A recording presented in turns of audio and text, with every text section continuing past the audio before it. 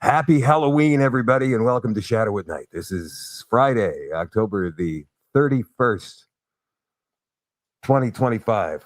On the show tonight, the Supreme Court made a really bad decision today, and we're going to get to that. Also, there has been some... Man, this is very difficult to explain. There's been some video released by some groups out east,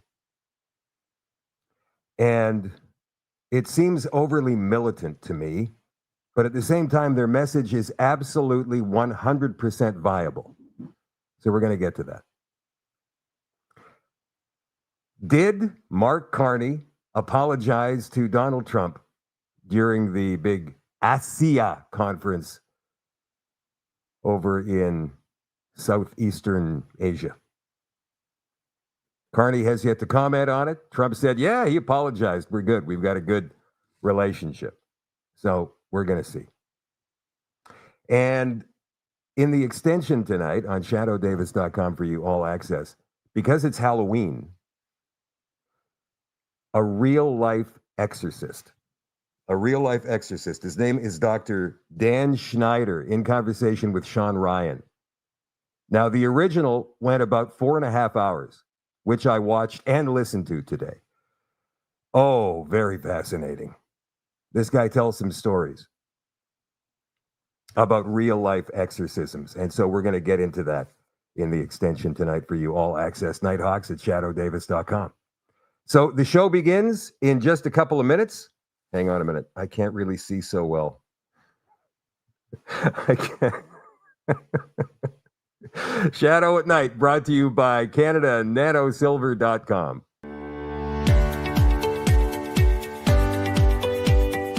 I've been struggling with acne for a while, and my mom brought me SilverCeuticals, and I did not want to try it at first because I hate all that stuff on my face. But I'm super glad I did because it hydrates my skin, doesn't leave me dry. I don't use coconut oil on it anymore. And I'm super glad my mom showed me it, and I'm glad she's showing other people because I think it does wonders. Some of the other things I love about SilverCeuticals is that it's natural, it's not a pharmaceutical, and it just makes your skin glow and feel super hydrated. You don't feel like dry at all, and it just keeps that way for the entire day, and that's awesome. I've had a few people comment on how my face has cleared up. It's mostly been family members, and once my mom told them what I was using, they finally started using it too, and they're seeing great results as well.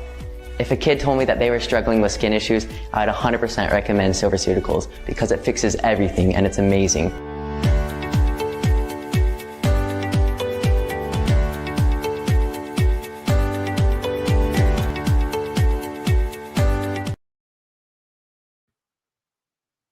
Yeah, CanadaNanoSilver.com, 204-808-9292 if you want to talk with Kevin and Anna in person. And they're at the Big Saskatoon Health and Wellness Show this weekend.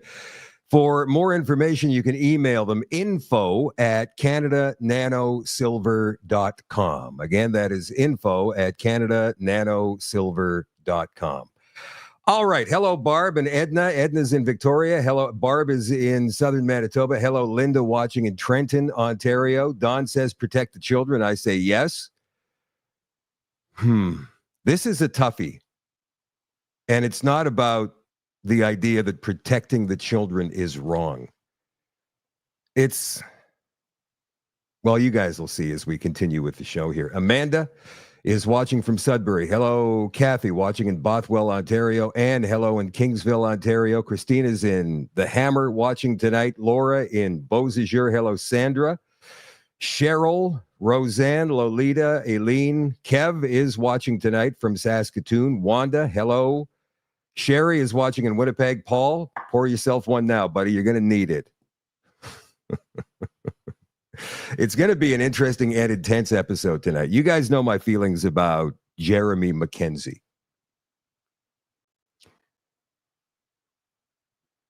I think that Jeremy has some good messages. Sometimes it's just wrapped up in what I perceive to be a misguided person and self-involved as well.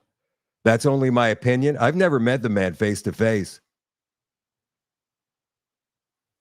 But from some of the things that he's called me publicly, for no reason, I just have to think that he's grandstanding. He's looking for clicks, maybe. I don't know. But he released a video from secondsons.org today that was filmed earlier this week in Ottawa. And it's disturbing. So we're going to get to that. We're going to, again, you know, the guy sometimes has a great message. Other times, because he's so angry. Yes, I get raging dissident. I totally understand that. But you got to deliver your message with some form of measure in your voice, or it's just not going to be heard. It's just not. We have news from Universal Ostrich Farm, and here it is. Katie put this up on her Facebook earlier today. News release from Universal Ostrich Farm awaiting the Supreme Court of Canada decision, Edgewood, BC, October 31st, 2025. So the Supreme Court is going to rule on whether or not they'll hear this case next Thursday. Came out yesterday on the website. So we're going to find out next Thursday, November the 6th, whether or not the Supreme Court is even going to hear this case. Katie says, as our family prepares for the Supreme Court of Canada's decision on November 6th, we stand at a moment that reaches far beyond one farm in British Columbia. This ruling will shape how Canada treats its farmers. And by the way, there are dozens of culls, bird culls, going on all across Canada as we speak. You can check out the CFIA website for more information on that. This ruling will shape how Canada treats its farmers, its animals, and the future of innovation in agriculture. Since the court issued a stay order September 24th, the CFIA has remained in custody of the ostriches. The intent of that order was clear to protect the birds and preserve the status quo until the Supreme Court could rule. Yet the CFIA continues to frame its occupation, which is basically what it is. Let's be honest here. Its occupation as operational authority, releasing statements that minimize the deteriorating conditions of animals under their care. While CFIA claims to be providing feed, water, and bedding with veterinary oversight, our family and independent witnesses have documented visible weight loss, stress, lack of adequate nutrition, and insufficient bedding. The quality and quantity of feed being provided do not reflect the specialized diets that sustained the flock for decades. The Supreme Court order gives the CFIA custody, not control. And with custody comes a legal duty of care to maintain the health and welfare of these living beings. This decision on November 6th is not just about Universal Ostrich Farm. It represents a turning point for Canadian agriculture, scientific innovation, and food security. Property rights also, I would say. Destroying healthy, immune-adapted animals in the name of policy erases generations of genetic strength and antibody potential, the very tools we need to build resilience against future pandemics. Our family continues to fight not only for our birds, but for the right of farmers to protect life, preserve biodiversity, and pursue science without fear of government overreach. Whatever the outcome, we remain steadfast. Love, truth, and unity will guide us to the finish line. And Katie released that earlier today from Universal Ostrich Farm. Did Mark Carney apologize to Donald Trump? I find this interesting. This comes from the South China Morning Press, which is owned by a company called the Alibaba Group, which is owned by the government of China. Why do they care what the relationship between Donald Trump and Mark Carney is? What's stake? Oh, right. Of course they care. Trump says Canada's Carney apologized for ad, but trade talks will not resume. So the story is Donald Trump has said he received an apology from Mark Carney over a television ad that opposed tariffs, but suggested that trade talks between the two countries would not restart. Asked by reporters aboard Air Force One whether negotiations between the White House and Carney's government would resume, Trump said, "No, but I have a very good relationship. I like him a lot, but you know what they did was wrong. He was very nice. He apologized for what they did with the commercial." Economic data released by Statistics Canada today showed the trade battle is taking a toll on the economy, with the numbers pointing to just 0.4% annualized growth in the third quarter. That's recession territory, my friends. Earlier on Friday, U.S. Energy Secretary Chris Wright said the goal is for the U.S. and Canada to return to the table after talks broke off last week, and for the countries to cooperate more closely on oil, gas, and critical minerals. There's been friction in the talks between Canada and the U.S. for some good reasons, Wright told reporters at the Group of 7 Energy and Environment Ministers meeting in Toronto on Friday. We do have video of Danielle Smith on left-wing corporate media. What's her name again? Vashi Kapelos.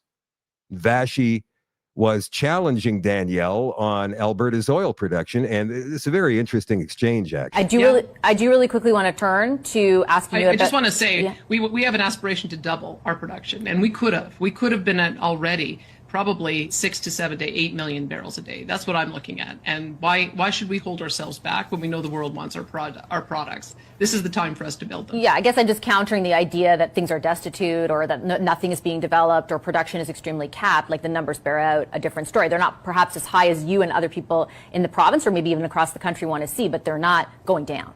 Actually, we've got the lowest living standards in the world. Like, we're falling behind all the OECD countries in productivity growth and standard of living growth. And that's because these are the kind of projects that consistently fail and do not get built. So we can't sugarcoat that. That is a reality. If we want to be a rich country and we want to be able to keep up with our neighbors in growth, we've got to build things. We've got to dig things out of the ground. We've got to get products to market. We can't keep on borrowing and borrowing and borrowing and watching the kind of situation that we've seen over the last 10 years develop. That is not what Albertans want. It's not what Canadians want. But climate change, an existential threat. It's going to kill us all. Well, Bill Gates doesn't seem to think so anymore. We're going to get to that a little bit later on in the show. Judgment came out today from the Supreme Court. They struck down 1-year mandatory minimums for possession and access to child pornography. This has understandably enraged many people across the country. Canada's top court narrowly ruled today to strike down the 1-year mandatory minimum sentence requirement for the possession and access of child pornography after examining the way such a punishment could impact the situation involving an 18-year-old sexting. The case, which was heard by a 9-judge panel, involved a challenge to the sentencing rules brought forward by 2 men in Quebec who pleaded guilty to having hundreds of images of children as young as 3 being severely abused. They challenged the mandatory minimum sentences in the lower courts on the basis that they violated the Charter. The Charter protected rights that guards against cruel and unusual punishment. The Crown then appealed to the Supreme Court. The top court dismissed that appeal and declared the mandatory minimum sentences for the 2 child porn offenses as unconstitutional in a 5-4 decision. Writing for the majority, Justice Mary Moreau, and by the way, 5 or 6 of these judges on the Supreme Court were appointed by Trudeau. Justice Mary Moreau outlined how they arrived at their decision by examining whether the minimum sentences for these offenses were constitutional by considering hypotheticals, or, as the court puts it, reasonably foreseeable scenarios. The circumstances that could lead to convictions of possession or access to child pornography were vast, the decision said. They capture both the well-organized offender who, over the years, has accumulated thousands of files showing prepubescent victims, and the young 18-year-old offender who one day keeps and views a file showing a 17-year-old victim that was sent to the offender without them having requested it. In fact, this scenario was at the center of the debate, according to this decision. In the age of digital communication, this scenario is not uncommon, it reads, adding that in such a case, the best sentence could be a conditional discharge, making the requirement to hand down a punishment of 1 year's imprisonment of gross disproportionality. Moreau later writes that mandatory minimum sentences passed by Parliament become constitutionally vulnerable when they cover crimes tied to a wide range of conduct. This is the case for the crimes of possession of and accessing child pornography. The finding comes as the governing Liberals vow to crack down further on sentencing and bail conditions for serious violent and sexual offenses. Last week, Justice Minister Sean Fraser announced a new bill that would make it more difficult for some accused to get bail and toughen sentencing laws for serious and violent crimes. The new bill did not contain any changes to mandatory minimum sentences. Fraser has promised further legislation in the coming months that would specifically tackle sexual abuse and other horrific crimes targeting children. Since 2015, the Supreme Court has struck down a series of mandatory minimum sentencing laws, declaring them incompatible with the Charter of Rights, protection against cruel and unusual punishment. That charter needs to be reopened for many different reasons. This is just another one. The most recent cases came in a duo of 2023 decisions called Hills and Bertrand Marchand, in which the top court found that mandatory minimum sentences for discharging a non-restricted firearm into a house and child luring were unconstitutional because there were hypothetical scenarios in which the 4-year and 1-year, respectively, minimum terms were excessive.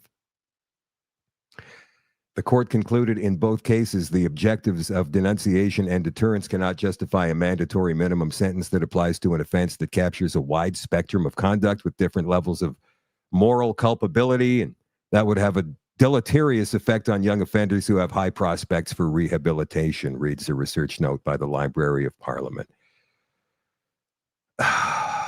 It seems as though judges in this country live in some unicorn and sugary world where people will be rehabilitated and they will go out and be upstanding citizens and love life, people. Everything will be glorious and rainbows will be everywhere as we walk on streets of gold. I don't know where they get these ridiculous notions, but they do make a lot of money. They are completely and totally sequestered from actual society, you would have to say. How many times do you think a federal judge or a Supreme Court judge, a national or provincial one, would be walking the downtown streets of any city? Ever. Naturally, this latest ruling has gotten some people upset. Our friend Rob Primo seems to be heading up a group of men who might be taking to the streets very soon. I call them the pedophile posse. This is an angry video. I've blurted out some of the language in it. You tell me what you think about this in the comments. It's come to my attention that the Supreme Court of Canada has ruled that mandatory minimums for child pornography is grossly disproportionate and therefore unconstitutional. In the case of Louis Pierre Seneville, who was caught with 317 images of girls under the age of 6 being utter insanity and will not be tolerated in my community. As the institution is failing to protect our children, you will see our presence in the streets. I'm not going to let this happen. Are you? It's time to stand for our children. Join us Saturday, November 1st, 9:30 a.m. We meet at Tim Hortons in Chippewa. We take action.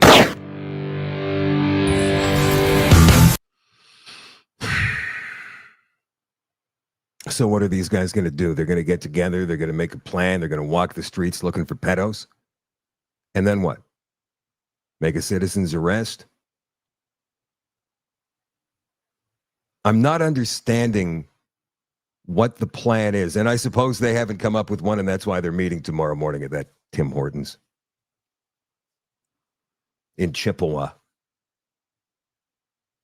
But there are organizations that do this, notably in the United States. These guys actually track down pedos through fake messages that are left on places like Reddit and Telegram, where they fake that they're a 13-year-old girl. They lure the pedo in. They set up a meeting. They go to the meeting. They get this pedo. They video it. And they arrest him, do a citizen's arrest down there. But the thing is, in the United States where they do this, they have willing police forces who are there to apprehend and take the pedo in, and they have willing justice systems down there to convict. So it works out well down there. In Canada, we haven't got that. I would imagine that the only police attention something like that is going to get is, hey, what are you guys doing? No. That's up to us. You stay out of this. And by the way, if you see any prowlers in your neighborhood, just leave the keys to your car in the mailbox so they don't break into your house. Now, there's another video that I saw today posted on social media.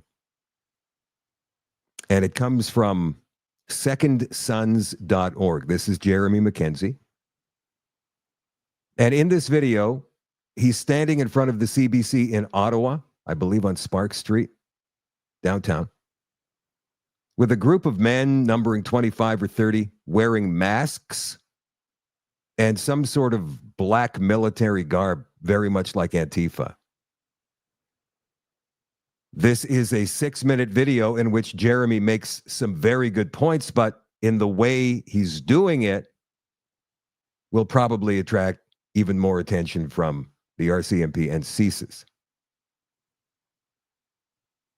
Watch. CBC, the Canadian Broadcasting Corporation, was created for a purpose: to serve the Canadian people, to celebrate us, that we exist, to venerate our heroes, to honor our glorious dead, our loved and lost, to inspire us, and to remember, to tell our stories, and tell our children who our grandmothers and grandfathers were, who we are,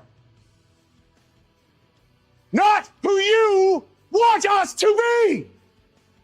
CBC, the Canadian Brainwashing Corporation, has become a failed, rejected, unwanted presence that Canadians have already made their feelings very clear on. So much so that CBC disables social media comments and hides from the public. They siphon billions of our dollars for a service no one wants so they can pay their fat executives their 6-figure salaries. Nearly 2,000 managers, analysts, and researchers make over $125,000 a year and then mock the average Canadian struggling and skipping meals to stay alive. CBC is an embarrassing, rotting, foul-smelling husk of what it once was. Don Cherry offends you, so he's gone. James Topp, a heavily decorated veteran, marches across Canada with a 65-pound bag on his back for months to get your attention and make a point. But did CBC agree with him? No. So they acted as though he didn't exist. Point made. Drag queens for children.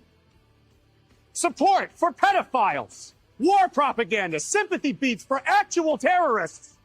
And when our people beg in the street for mercy through the dead of winter, it wasn't enough that they were beaten. CBC had the naked temerity to insinuate they are the terrorists and criminals. Through those years, CBC tried to tell us how to live our lives and pitted our families against each other. Many people are sick. Our healthcare system is on the brink. Highly aggressive and rare cancers are more common than ever, and everyone knows why. Every year, 10,000 Canadians die from foreign criminals pushing drugs that are so deadly, they ought to be reclassed as chemical weapons, and it's getting worse. Our government has slaughtered 75,000 Canadians since 2016 with a pathologically demented MAID program. This place has become so dark, 75,000 would rather die than go on living here. 60,000 Canadians died in World War I. We're experiencing unprecedented violence and criminality in our once peaceful cities and towns that were the world's envy. And look at them now. The roads are not safe to drive. Public spaces aren't safe to be in. Hastings, Vancouver looks like a dystopian scene out of RoboCop. Dozens of churches burned to ashes. No one can afford to live anywhere. All of our jobs are being subsidized to invaders and politicians have misplaced hundreds of billions of dollars. How many thankless hours of our families' lives have these politicians misplaced? Our standard of living is plummeting down head first. And amidst it all, these multimillionaire politicians who CBC adores so much have never missed an opportunity to give themselves a pay raise. Every year, only in Canada, will you get a pay raise for failure. Ask the leadership of the RCMP. Now Ottawa wants to confiscate firearms, censor the internet, and silence complaints, and impart life sentences on anyone who does complain in an effort that makes Vladimir Putin appear restrained and reasonable in comparison. What is happening in this country? And what is CBC doing? Busy with a nonstop fetish campaign, singing the praises of every foreign group of people on earth, while they lecture us about how shameful and selfish the Canadian people are. How we need to give more, tolerate more, sacrifice more, apologize more. We trusted you. Our home is unraveling, and a dark cloud hangs heavy over the nation from the Atlantic to the Pacific. I've traveled it, and I've witnessed it. The rundown homes, boarded up shops, streets in disrepair. I see the quiet depression on the face of everyone trying to grin and bear it, trying to put up a brave face. The stiff upper lip of our ancestors, as a Canadian has always done. This country is dying. Our people are dying. Canadians are being wiped out and replaced as fast as they die. And where was the great Canadian Broadcasting Corporation when it all happened? Cheerfully stuffing their faces, filling their pockets with the blood money of the dead, talking to and about themselves so loudly and so happily that it drowned out the screams of the dying. CBC has failed us all, young and old, poor and poorer. They failed us all. And they liked it. The Canadian people achieved many great things before CBC ever came into existence, and they will long after it's gone. CBC needs Canada. Canada does not need the CBC. Canada first! Please fight back! Stand on guard! All eyes on! Canada first! Please fight back! All eyes on! CBC hates white people. Stand on guard! All eyes on! Stand on guard! CBC hates our people!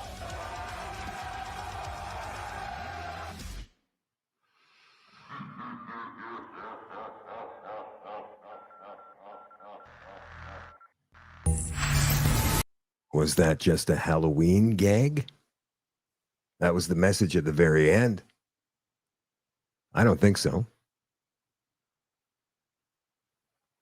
Secondsons.org.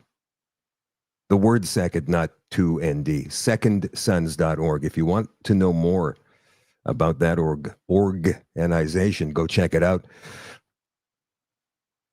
I am not going to sit here and say that he got anything wrong, because he didn't. As I've said before, he is on point many, many times. What I take issue with is how he delivers his message. And maybe that was by design. Well, obviously it was by design. He wants to get people's attention. But to do it in such a way will make him, the people behind him, and by extension, anybody who believes the things he says, a target, not only to the left-wing corporate media, but now to the RCMP's CSIS. Because now, you know how they've been bellowing about the right-wing extremist groups for years and years and years? You ever seen one? Ever seen a right-wing extremist? What does a right-wing extremist look like? To me, it used to be, back in the 80s, a skinhead with face and neck tattoos. That was a right-wing extremist. There was a movie about that years and years ago, KKK style. I forget who was in it? Edward, guy who played the Hulk. Doesn't matter. But that imagery is just going to be fodder for the CBC and all of the other Marxist corporate media and the government, of course. And they're going to try and tie it to Pierre Poilievre, who was photographed coming out of a trailer that had the Diagolon logo on the door. How can they do that? Oh, they will try. And for all of the talking that Jeremy has done in the past 3 or 4 years about Diagolon being a joke, it's about a drug-addicted goat. We came up with it one night at a campfire over a couple of ryes. Whatever. Now it looks pretty real. And I don't get why there are 30 or so masked men standing behind him with their arms folded across their chest, wearing what looked to be some kind of uniform with insignia and everything. Is this an intimidation tactic? Or are there hundreds or even thousands of others just like them across the country? And if so, what's their plan? Again, his message is sound. The way it was delivered is off-putting. It looked kind of like Antifa, didn't it? Now, I have absolutely no question that if a war were to break out between those guys and the Antifa kids, that these guys would win it in a heartbeat. But what's next? We've talked about this many times on this show. Let's just say we're able to somehow come out of this with a new system of government. Who do you want leading that government? How do you want it to look?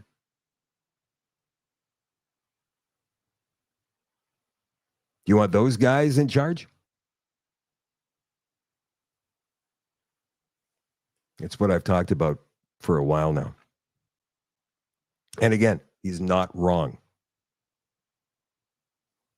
All right, let's throw this up on the screen here. The Honorable Mark Miller, Liberal MP, buddy of Justin Trudeau, former Minister of Housing, I think.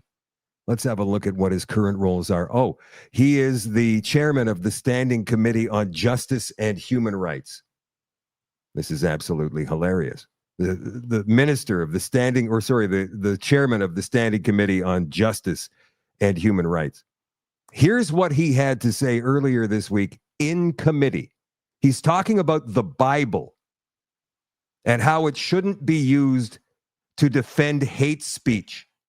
In other words, there are passages in the Bible that are hate speech, according to Mark Miller. Watch this. Chair's prerogative for 2 seconds to ask a follow-up question to Mr. Ross. And as despicable and as unlawful, I believe the statements made by Mr. Shakawi were and would be if they were stated again. We don't know why the prosecution chose not to continue with the charges. And perhaps it is to Mr. Fortin's point. I just want to dig in a bit about the concept of good faith, Mr. Ross.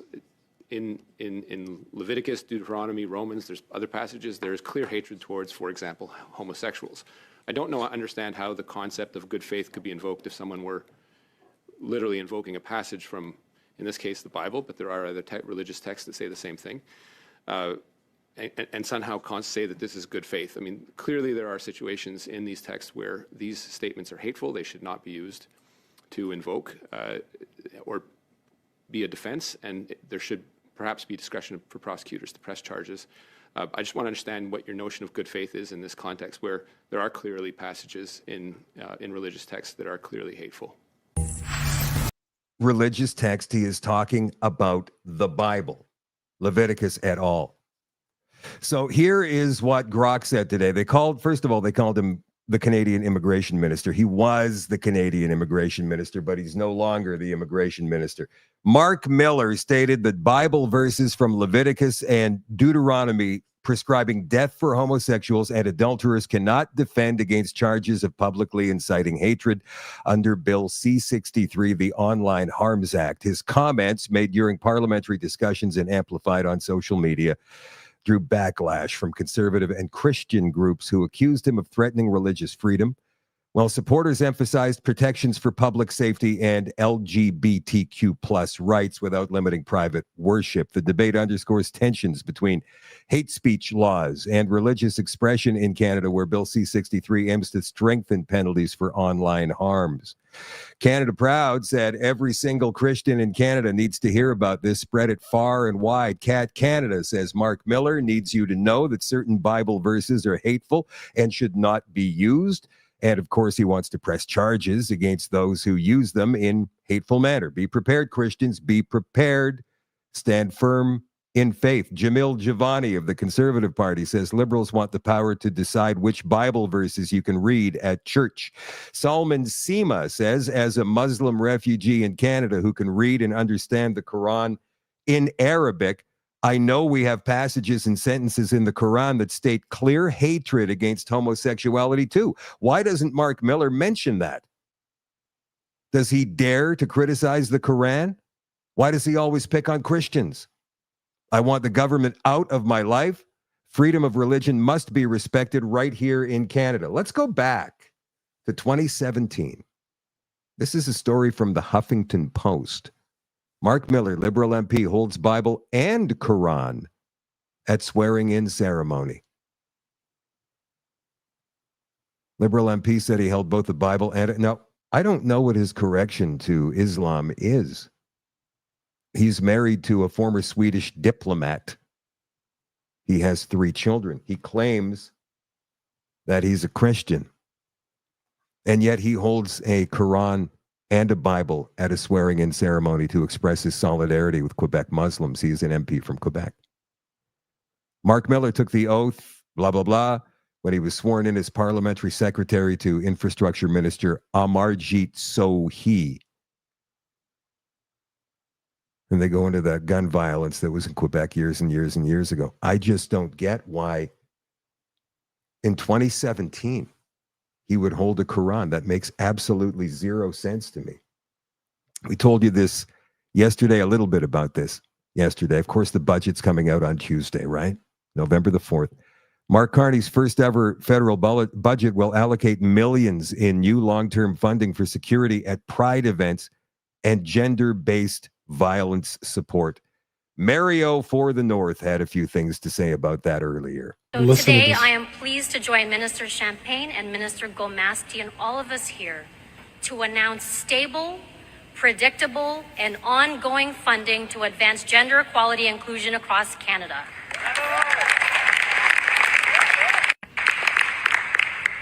This is over $500 million investment with help to ensure that women and gender diverse Canadians can live in safety and contribute fully to Canada's growth. So you know the budget that we can't afford, where Mark Carney said that Canadians need to make sacrifices? It seems to me that the sacrifices will be made not by those who vote for him. It's going to be made by other Canadians. Do you catch my drift? This is what a minority government will do. They will say sacrifices need to be made, our budget's going to be massive, and we're going to make investments, but we're also going to be tossing $500 million to our voters so we can lock them in for the next election. And we're going to do this before the budget is announced, in case it does trigger an election. This is what political theater looks like. And a part of that budget is what you see up here. New funding for security at Pride and gender-based violence supports. And obviously, there's zero hate towards any member in that community. I don't care what you do with your life. Good for you as long as you're happy. But this is exclusionary. And did you know that the Liberal Party has the ability to not spend a dime and have them still be protected? It's called creating strong laws and investing in creating jails that keep these criminals in there instead of out on bail. I don't think I've used this word in any videos I've ever made before, but to me, this looks like money laundering. Why on earth would you dump $500 million into something that could be solved with strong laws? It makes no sense whatsoever. So when I see things like this, where they protect, and sorry, I'm going to use air quotes, protect a community that serves the liberals, I see that as corruption. Because the way I would approach it is I would make sure what I would do is protect all Canadians, regardless of your gender, what you identify as, or what your sexual preference is. That's the normal and logical thing to do. I cannot describe to you how incredibly disgusted I was when I saw this. We can't afford it. It's out of touch. It's exclusionary, and it can be solved very simply by having strong laws. Ridiculous. You know what that $660 million is for? It's not for anything other than pride events. Notably, these parades they have in June, July, August, all summer long on major cities all across the country. And in Vancouver, Calgary, and Toronto this past year, they were suffering a major cash shortfall to the point where they almost couldn't hold these events. And so they had to go crawling to the city councils in those cities for money, which they got. Why didn't they have money suddenly? Why didn't they have their corporate support they've had in years past? I'll tell you why. Because of Doge in the United States. USAID was stripped of all of its funding. Well, much of its funding. And I'm certain that a lot of it was coming to these LGBTQ 1A events here in Canada to fund these pride events. And when that money was taken, they couldn't afford it anymore. And they had to go begging for more money, public money from us. And now they're going to get $660 million more of our dollars. This has nothing to do with rights. This has everything to do with funding that community. Period. Bottom line. In my opinion, last night, the Conservative Party of Canada held an event in downtown Toronto at the Eden Centre. It was called the No More Sacrifices Youth Event, and all of the big name conservatives were there. Melissa Lantsman, you name it. They were all there. And Pierre Poilievre's getting roasted today. Well, I mean, as much roasting as you can get on a Friday, because, you know, liberals and socialists, they all take Fridays off completely, not just the afternoon. And so they're on social media going, yeah, okay, we'll get to this. Poilievre made a bad joke. And when I say a bad joke, I mean unfunny. But all of the liberals and NDP who were online today are complaining, oh my God, it's so sexist. Watch this. It reminds me of the lady who got married for her fourth time. And as she was leaving the wedding hall and driving with her new husband to the hotel, she said, I'm feeling a little bit nervous. He said, why? She said, this is my first time being with a man. And he said, well, how is that possible? You've been married 3 times already. And she said, well, each of my prior husbands had a condition. My first husband had a heart condition. And so when we got back to the hotel room, he got so excited that sadly he died of a heart attack. My second husband had an eye condition. And so he didn't see a tree as he was driving back to the hotel, and he hit it and didn't survive the crash. And the man said, what about your third husband? What was his condition? She said, well, he was a liberal. And so every night he would just sit at the end of the bed and promise how good it would one day be.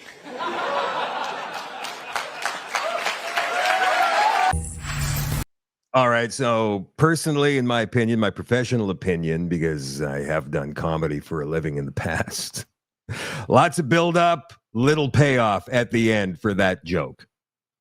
But the liberals and the socialists and the Marxists online, they all see, oh my God, that's so sexist. How could he say something like that? And I do have to say, like, if you're going to say something like that, at least make it good. Didn't think it was that funny. You might. I don't know. I guess it's a matter of taste. Here's our favorite naturopath. Remember the name Millie Kaplan Mirth? I think her name is. A tremendous Marxist in Ottawa who was a city councilor at one time. She's also a private health practitioner. licensed doctor.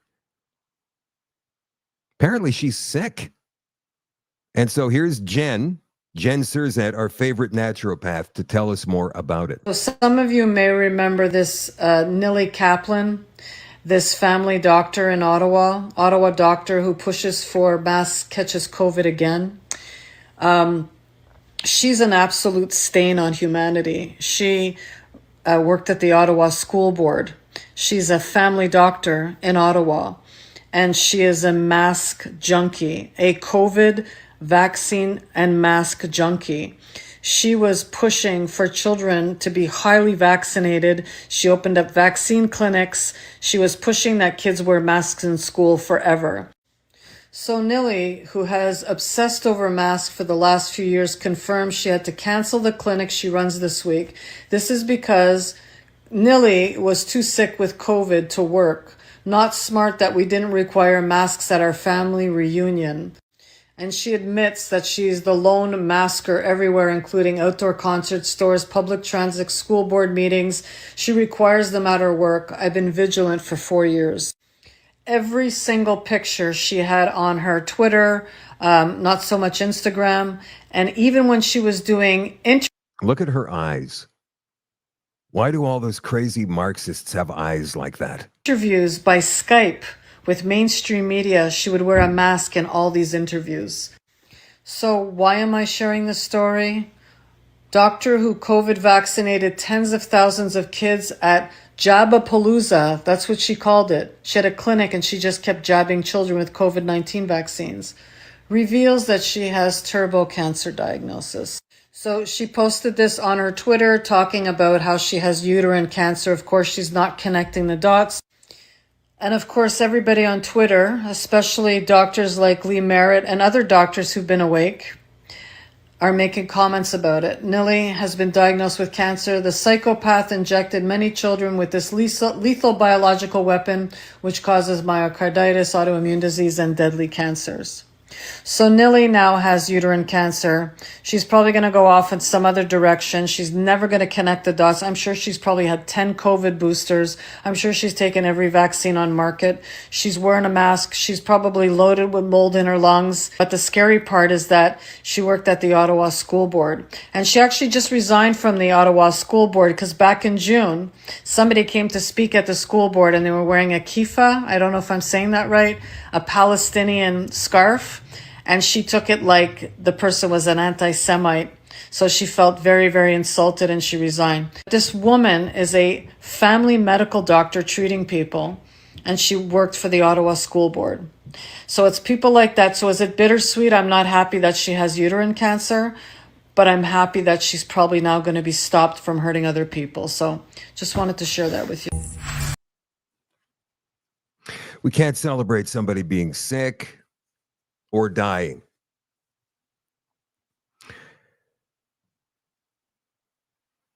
I just pray for her. I know it's probably a pointless endeavor, but you never know. You never know.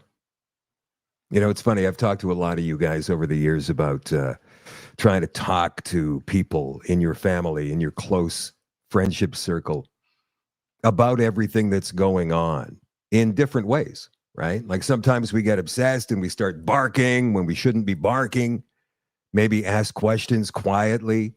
That might be the best way to get them. Never, ever, ever have these discussions when alcohol is involved because it's never going to go anywhere.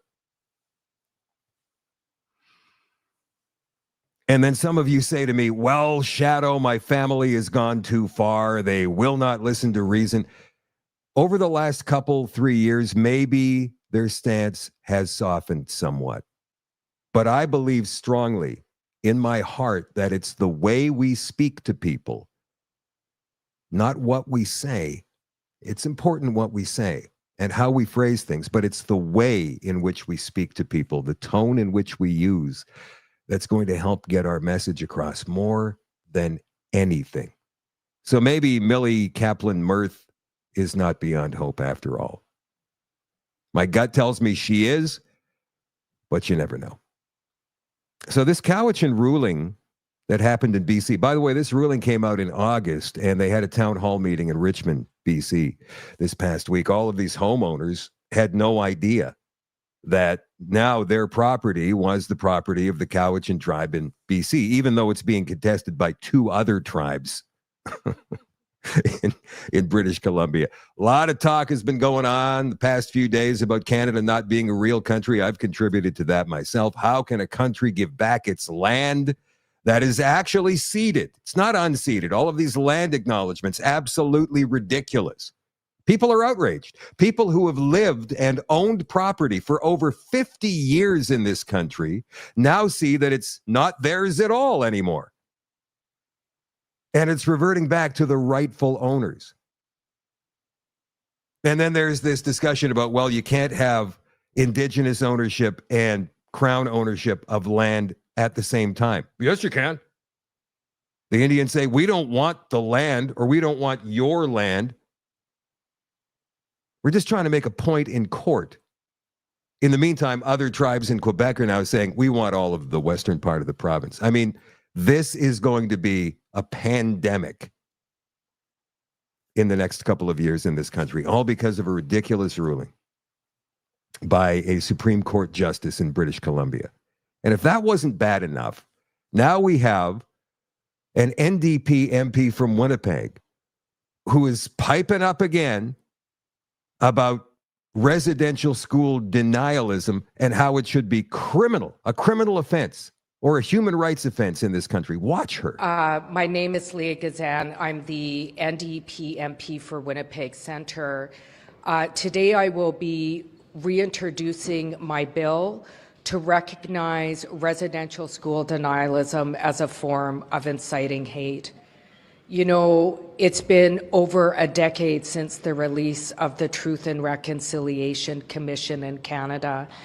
And since that time, we have seen, since the discovery of unmarked graves, an increase in denialism about what occurred in the residential schools. This is horrific, particularly because all members of Parliament unanimously supported my motion in 2022 to recognize what happened in residential schools.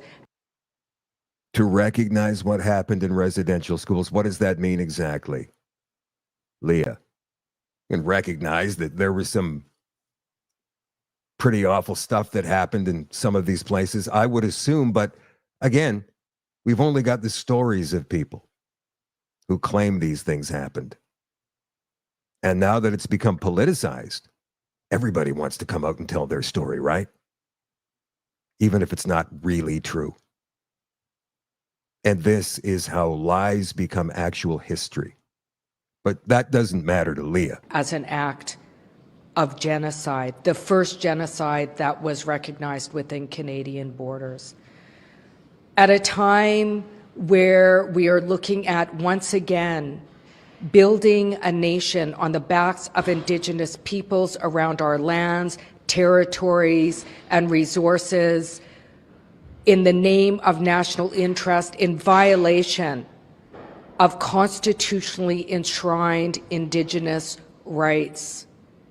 If this government is serious about reconciling with Indigenous people, it must ensure the protection of survivors. It was the stories of survivors and our families that put us on a path towards reconciliation. So I'm calling on the government to do the right thing, to take on this bill, to support this bill, and truly honor the gift that residential school survivors provided to Canada. Thank you. Gift. What gift? Now it's all this. And she wants to criminalize anybody who says, show me the bodies. Show me absolute proof of what you say. If you have absolute proof of what you say, then I'm down. I'm with you. But you won't, because you can't. and you demand and demand and demand that we capitulate to you. I don't think so. When is this country going to elect somebody who has the balls to stand up and say, this is all bullshit? And I'm calling it out.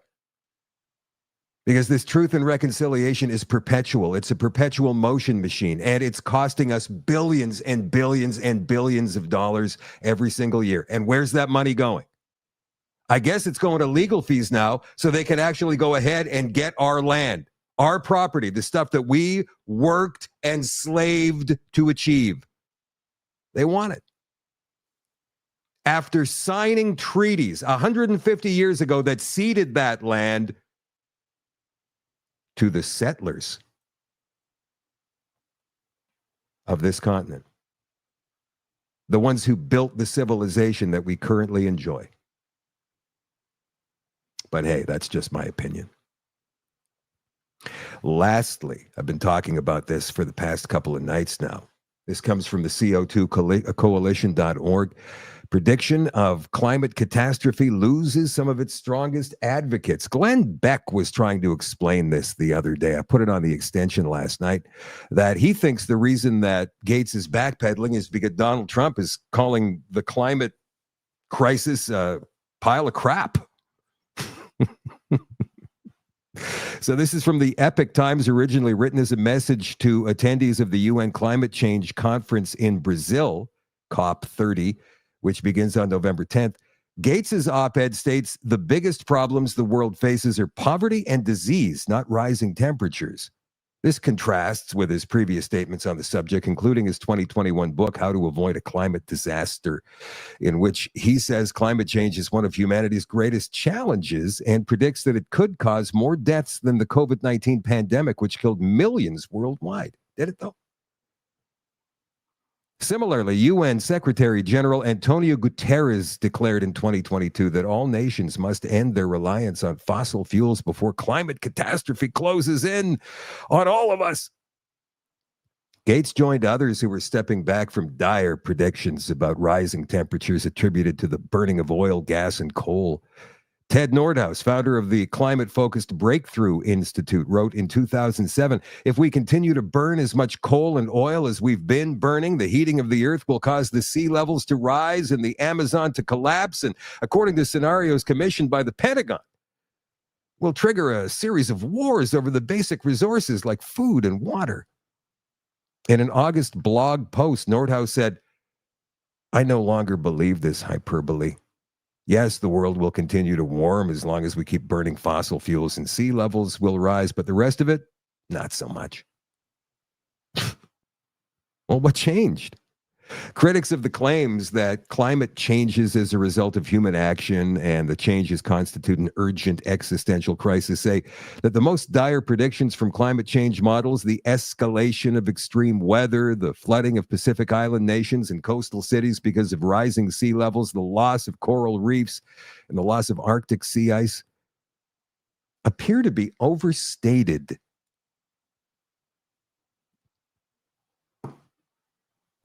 While climate change activists continue to maintain that their predictions are largely correct, the scientific debate on global warming has become more nuanced, upending the view that there was a scientific consensus regarding climate catastrophe. The media, until recently, has had a stranglehold on what gets put out there, and most of the public have only heard extreme alarmist scenarios of climate and planetary doom. Greg Wrightstone, the executive director of the CO2 Coalition, said, which has challenged the so-called consensus regarding climate change. He says, we've been saying all along that once the dam breaks, and hopefully it's breaking now, we'll be able to get the truth in front of people, not just the American people, but the world. By almost every metric we look at, Earth's ecosystems are thriving and prospering, he said. It's quite obvious that there's huge benefits that are due to climate change. Longer growing seasons, crop productivity is outpacing population growth year after year. Extreme weather-related deaths have dropped more than 90% since 1900. Deserts are shrinking. Forests are expanding. Doesn't answer the question as why Bill Gates would desert his BS. Again, Glenn Beck thinks it's because Donald Trump is calling it all out, but I think these globalists play the long game probably better than anybody. And he knows that Trump is not going to be the president forever. And once the Democrats get back in, if they ever do, then they're going to bring this whole climate thing back to the fore. So what's really his motivation for changing his mind? Don't know. And remember, he didn't change it that much. He backpedaled a little bit from his original stance, but he still believes in climate change. That's it for the show tonight, you guys. In the extension, I'm gonna give you a little bit of a hint here. In the extension tonight, a real world exorcist, Dr. Dan Schneider, is an adjunct professor of theology at Franciscan University of Steubenville. Yeah, Steubenville. Member of the St. John Henry Newman Research Center for Theology at the Maryvale Institute in Birmingham, England. He's also a Benedictine oblate who's been involved in teaching and evangelization in the Catholic Church for nearly 20 years. Dan is a former amateur boxer, U.S. Army helicopter pilot, Gulf War veteran who teaches with both humor and practical experience. He has a degree in business admin from the University of Notre Dame, a master's in theology from San Franciscan University, and a PhD in biblical studies from the Maryvale Institute in Birmingham. Dan has been in Catholic teaching and evangelization radio for over 20 years. He's also currently on virginmostpowerfulradio.org, co-hosting War College with Jesse Romero. He's worked for many years in the Catholic apostolate of deliverance and exorcism, both at the diocesan level and as a founding member of Liber Christo, a movement in conjunction with Chad Ripperger, SMD, which provides tools and resources for priests and laity working in the apostolate of exorcism. This man is a real world exorcist. And that is going to be our Halloween extension tonight. The show will return on Monday night at 8 o'clock Central on shadowdavis.com for all access Nighthawks, for all access subscribers. The show will remain largely the same. It will change quickly over time and become far more streamlined than it has been. It's not going to be as long as well. So if you want to see the show going forward, you have to subscribe. shadowdavis.com, just like it's spelled right there at the bottom of the screen. shadowdavis.com. Go and become an all-access member, and you will have access to the show as we continue Monday night at 8 o'clock. And there's going to be all kinds of extra content on there as well. Stuff that I never had the time to do before that I will have the time to do now. I want to thank all of you who have bought subscriptions to support this show. I want to thank all of you who have supported and shared this show over the past 5 years. I am so thankful from deep inside my soul to all of you. Thank you very much for your support. We are going to continue sharing content on social media. It won't be the live show. You will get excerpts of the show from time to time, and excerpts as well, segments of interviews that I continue doing on Facebook, on YouTube, on X, on all of the social medias that I currently occupy. So don't worry about that. The only thing that you won't be getting on social media going forward is the live show. If you want that, you got to join the website. Thank you very much, everybody. I love you all. I appreciate you all. And hopefully I will talk to you again very, very soon. The extension is coming up in a couple of minutes. I'll talk to you back there.